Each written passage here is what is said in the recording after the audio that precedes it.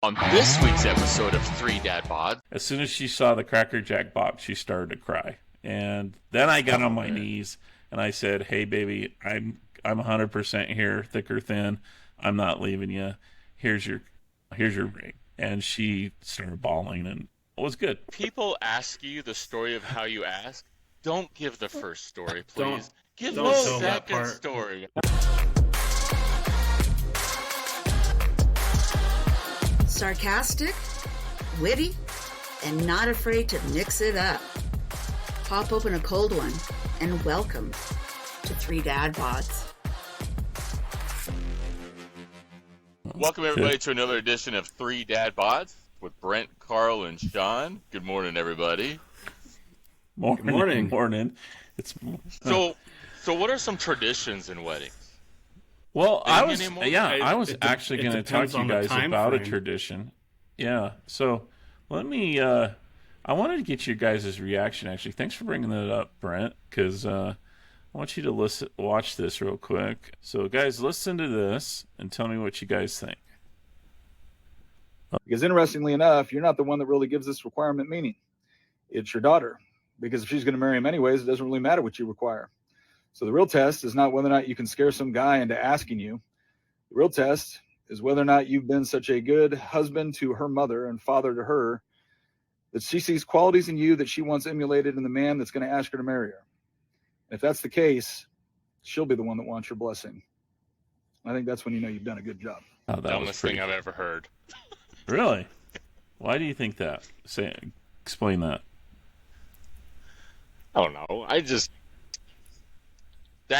How a father acts or stuff, something that I don't think that has anything to do with how she finds somebody. Okay, so the tradition is to ask the father, right? This is the old tradition, to ask the father for his blessing to marry his daughter, right?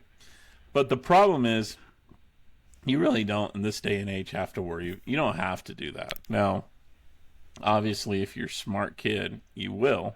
And I think all he was saying is look, if you have a really good relationship with your daughter, it's because you as a man have done a good job in terms of keeping that relationship in a good way and also treating their mom with respect. I personally don't have a problem with what he was saying, but I just thought it was interesting the way he said it. And at first, too, I kind of reacted like, what the hell, dude? And then I thought, oh, he's right.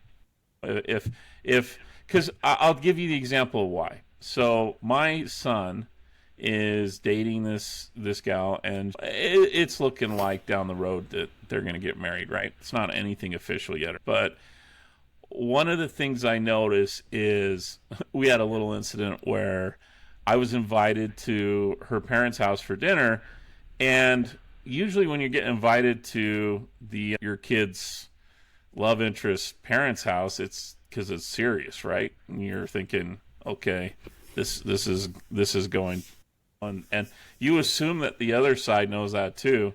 So I'm sitting there at dinner, I put my foot in my mouth by making a comment, well, when these kids get married soon, and the mom was like going, and I'm like, uh-oh, and Shawn. she was in the background, and Dad's looking at me, I'm looking at him, and I get along great with him, obviously, because I always get along great with most people. And he was kind of going, and I said, oh, you don't know about this? And he's like, oh, I assumed that it was going that direction. I thought, okay, yeah, obviously they think we're idiots, right? Because I was recovering at that point. He's like, exactly. And David's fiance was really mad at me. She's like, he doesn't know. And then I found out the backstory to it and everything in it. That was fine. But I think it comes down to that. Just knowing that your daughter trusts you and respects you enough that she would tell that guy, hey, you need to talk to my dad. I mean, that's kind of I think a clap on the back for you, Brent, and for you, Shawn, and for myself, if our daughters do that. Shawn, is that not the What? most? Is that not the most Karl story in the world right there? Putting his foot in his mouth. If we had $1 for every time Karl put his foot in his pretty much. mouth, we would be multi-millionaires. Yeah. The lottery would mean nothing at all. But what I was going to ask you guys is, because none of us have had the experience yet of our daughters bringing a guy to our door. Because I can think of some. Oh, I have. I can. Oh, you have? You've do you already have? had your daughter try to get married? So, all right. So, I mean, there's been a similar lot of story. boys come to my house, but not trying to get married. Yeah, but, Yeah. so a similar story that happened just recently, like kind of what you're talking about. Tracy and I it's late at night. We're watching a movie upstairs, and Maya sends Tracy a text, or it's a family group text that says, "Hey," and she's seen this guy Sam, really nice guy. I like this guy. He's a good guy, and she sends this text, "Hey, we're gonna be in town next weekend, and Sam's parents I want to get together with you and Sam's parents." And like I look at Tracy, and I'm like, "What the?" Because I thought the same exact thing. Like, you don't meet someone else's parents unless it's about to go down. Mm-hmm. And so, Right. like Tracy texts Maya, and she's like, "Your dad's freaking out right now. What is going on?" She's like, no. They just happened to be in town. We just thought it'd be cool to get together and stuff. So, but it's that conversation that kind of makes me aware and alert that like this is going to happen relatively soon, Mm-hmm. and I am the least prepared for something like that. But I think that is one tradition, is like the parents kind of get together. I think a tradition has been that the male goes to the daughter's father and asks for permission, or gives the word that like, "Hey, I want to ask your daughter's hand in marriage." I think those are typical traditions. But what other traditions are out there besides the Mormon line wedding and stuff? Well, it's almost like a line dance. You're right. But I think we're, as far as subject matter, we're not experts because for the most part, like we talked about earlier, men don't really care about the whole thing. So we're interviewing the blind in this subject, but I think we should have like Tracy on or someone that actually knows a little bit about weddings. But I think when it applies to guys, though, I mean, I don't know. This actually can apply to anybody, but this whole thing with these choreographed asking people to get married routines that you see on Instagram and Facebook lately, what the hell is going on there? I mean, one, I wouldn't want to be under that kind of pressure as a guy. Like, you're on camera right now, and you better do it perfect, or you're not. And the question is it real? Because if you have to take 15 takes to get it right. So let me ask you this then, both of you guys. Yeah. Let's start with you, Karl. How did you propose?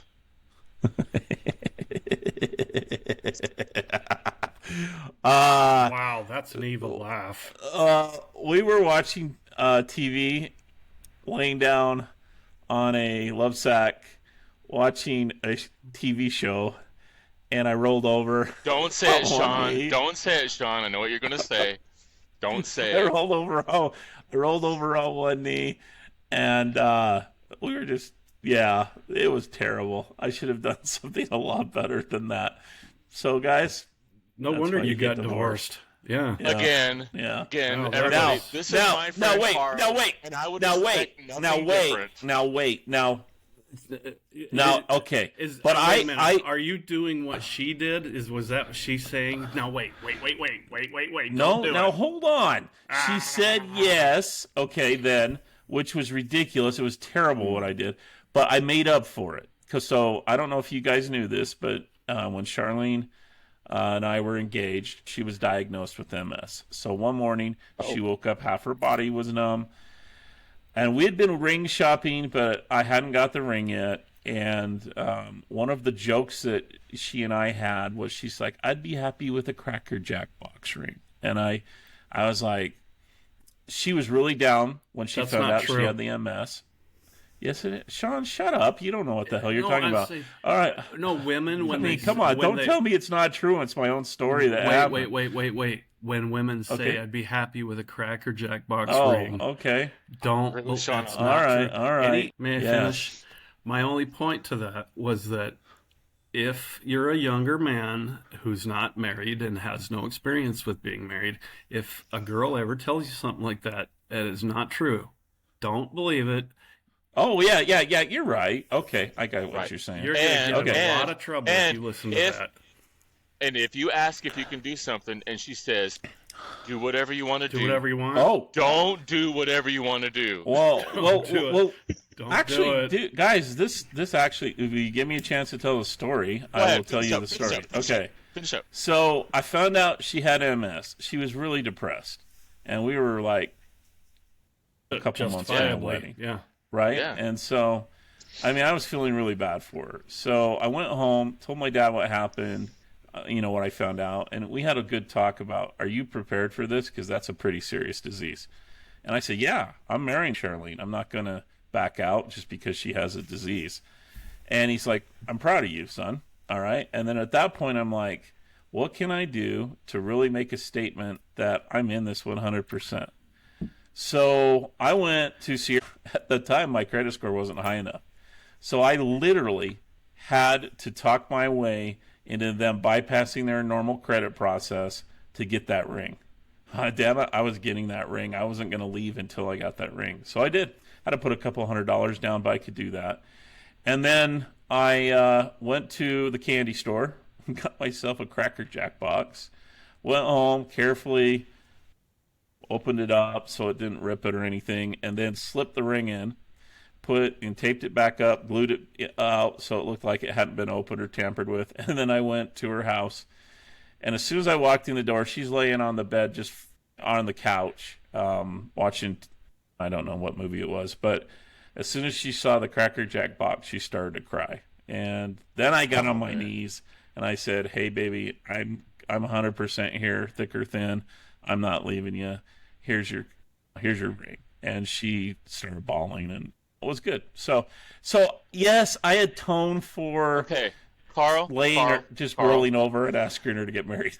When people ask you the story of how you ask, don't give the first story, please. Give the second story. Well, you wanted the second truth, story didn't is you? great. No, I want that second story. That second story is great, man. That's the one you go with. That's the one you go with. All right, Shawn, what happened with you? How did you do it?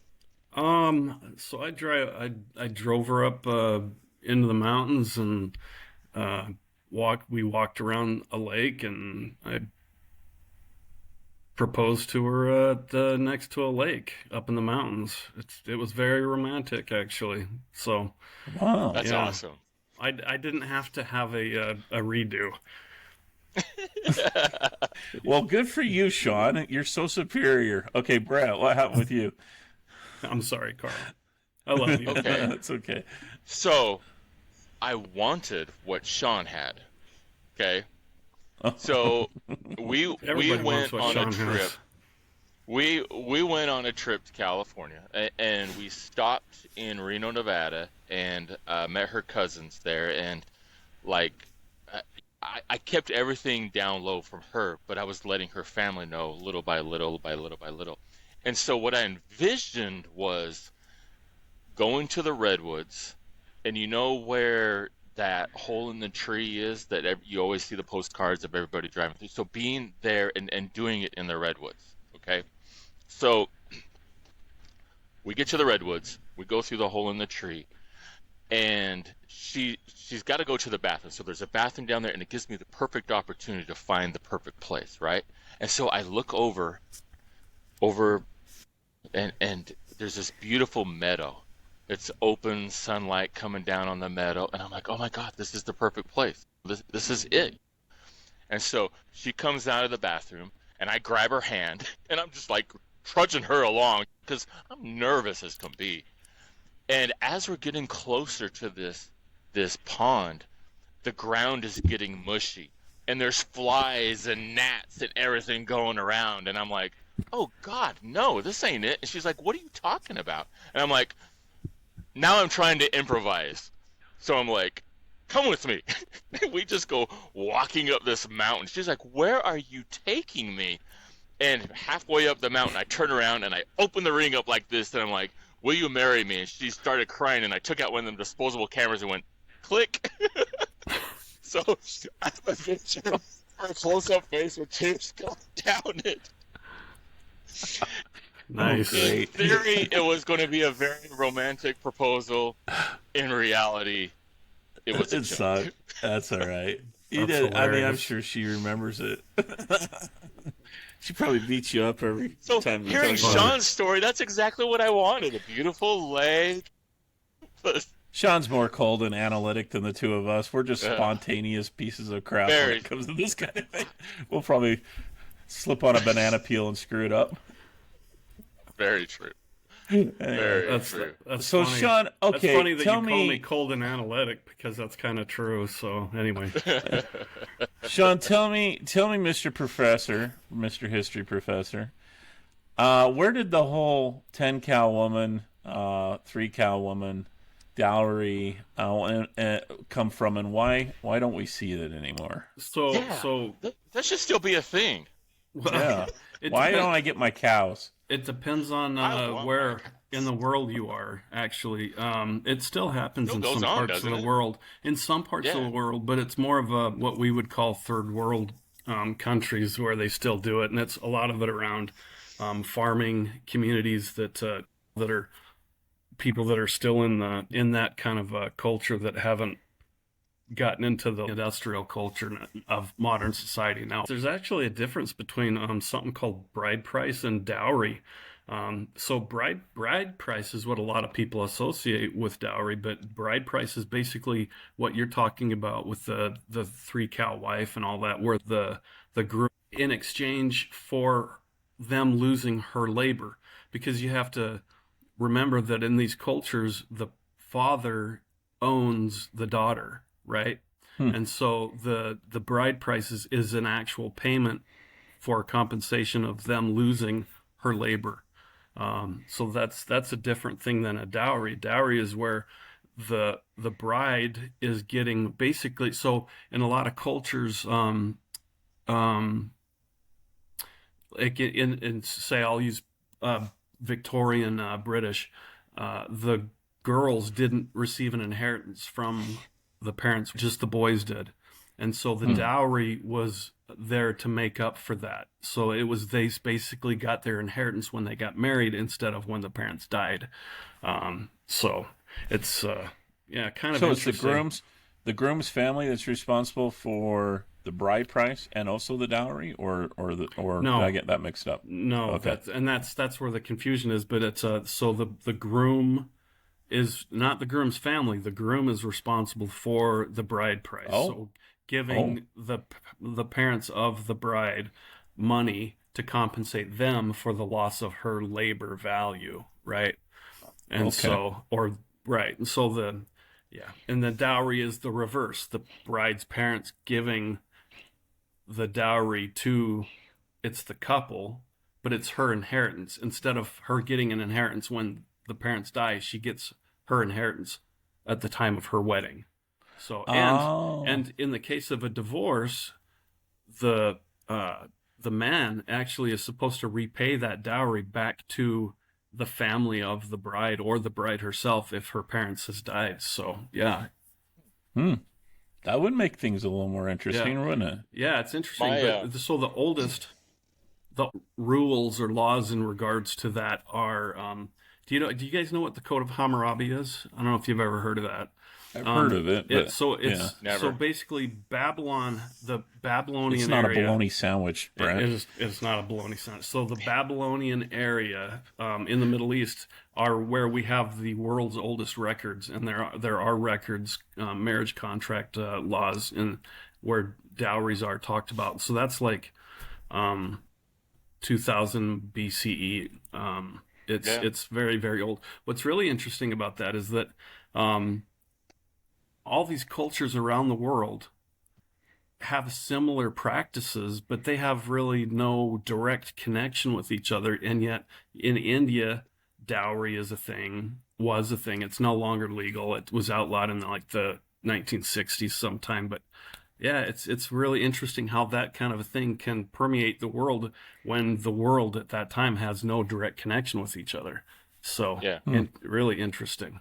And weren't a lot of the weddings like arranged back all then were too? arranged. It depends. Again, it depends on where in the world you were. But yeah, I mean, even in Europe, arranged weddings were happening until like the 18th century or something like that.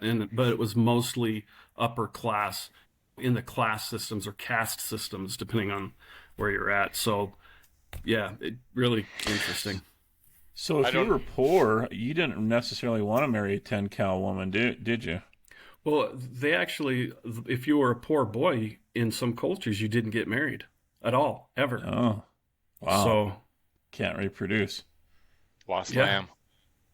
Yeah. Interesting fact, but when Tracy and I got married, my parents gave her parents a jackass as part of that payment. A jackass with bad gas is what it was. Now, he was intelligent and he was a smart ass, but yeah, that's kind of how things got around with my family.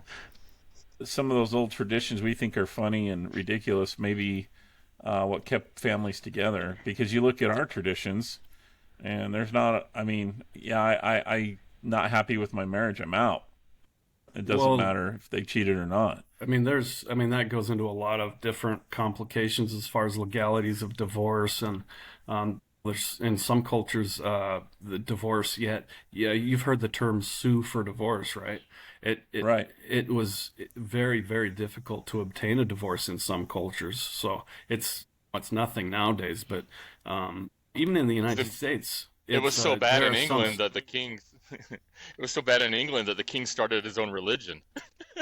Yeah, that's true. Yeah, Henry VIII. I mean, yeah, interesting. So, but I mean, in Arizona, it's pretty easy to get a divorce. From what I'm told. So, Brent, you brought up this whole marriage subject. Are you trying to angle toward the end to make a big announcement about one of your daughters? No announcement. Are you just trying to be prepared? A second wife? No. Are you going to be a polygamist? I don't even like the one I have. Do they do that in Tennessee? Do they have second wives? No, they just marry their cousins. Yeah, that's what I thought. That's what I heard too. That's Alabama.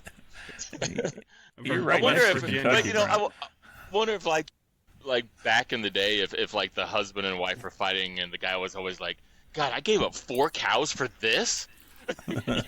Well, there's an LDS video or movie that you can watch. I think it's called 10-Cow Woman or something like that, or 3-Cow Woman. What was it called, Shawn? I don't remember, but it's not that. It's I don't remember. I think it's by the Polynesian culture. They might be one of the ones that still do that. So you can explain it. Well, I'm not going to explain it. You can watch it if you want. I mean, it's not that exciting of a video. It's the not point exciting is, at all. The point was, my point was just to ask whatever happened to the dowry, because that used to be a big deal. So it basically it was outlawed in most modern societies. It's not legal anymore. It's not a farm system. Like what would right. we outside of farms do? Like give a laptop? Yeah. You know? What labor are you going to lose when your daughter gets married? The fact that she's on Instagram and taking pictures 24/7. Yeah. I mean, it's kind of like, okay, see you. Well, thank goodness. Thank goodness. An interesting tradition today. It's no longer considered ownership of your daughter. So, thank goodness. Yeah, that's true. Yeah, holy cow! That's right. Yeah, the feminists are right about that. Yeah, which should be considered property at all. So anyway, well, and guys shouldn't be indentured servants for the rest of their lives either. I mean, with the price issue you're talking about, I mean, can you imagine having to earn the equivalent of 10 cows? And that could be a lot, actually, depending on where you live and what kind of culture you're in, and before you can even get married or be, like you were saying, Shawn, what if you're a real loser and you come from a very bad situation and there's never a chance you're going to have the 10 cows. Yeah, I mean, if you're in a caste system where you're born poor and you're basically, there's no chance. I mean, you're screwed. Will you take 10 marbles? I wonder if they ranked women like that. Like, damn, she's an 8 cow girl for sure. It's like, hell no, she's no more than 3 cows. I wouldn't give more than 3 cows for that girl. So no, actually, man, Brent, you say that, but you're kidding around. But there were areas in Mediterranean, where they had a 3-dad cow system. They had bride auctions. And so Wow. you would go to a bride auction, and the auctioneer actually would, in his opinion, he would start with the best looking one, and then the worst looking one would be the last one they would auction off, which was terrible. I would How think degrading! Like, so like this girl's getting like 27 cows for her, and then this girl here got like a baby lamb. You know? well, it's like picking a basketball team. Nobody wants to be picked last. I mean, but in this case, How terrible, man! like, You could have a game show. You could have a game show, the 7-cow wedding game. With 3 dad bods are the judges. So what do you think, Brett? 7 or 6? I got her for 1 pigeon. Oh, that's terrible. All right. that's probably a good place to end it. Oh my gosh. Yeah, exactly. All right, Brett, lead us out, baby. And it's dead. The pigeon was dead. Good ideas, guys. Good thoughts. Hopefully, and look, listeners, if you got some ideas, and I know a lot of you guys have gone through weddings and stuff, let us know. I mean, I'd love to hear some thoughts and ideas on what you did for your own kids' weddings out there. It'd be incredibly helpful for us 3 guys who are just about into that boat to be prepared for what's gonna happen. Great job, guys. Oh no, I didn't say that. All right, you guys have a great week. We'll see you Good talking next to you week. guys. Take care. Thanks for listening to 3 Dad Bods, and make sure to catch their past episodes on Spotify, Apple, and Google, or wherever you get your podcasts. And make sure and leave a comment to help stroke their fragile egos.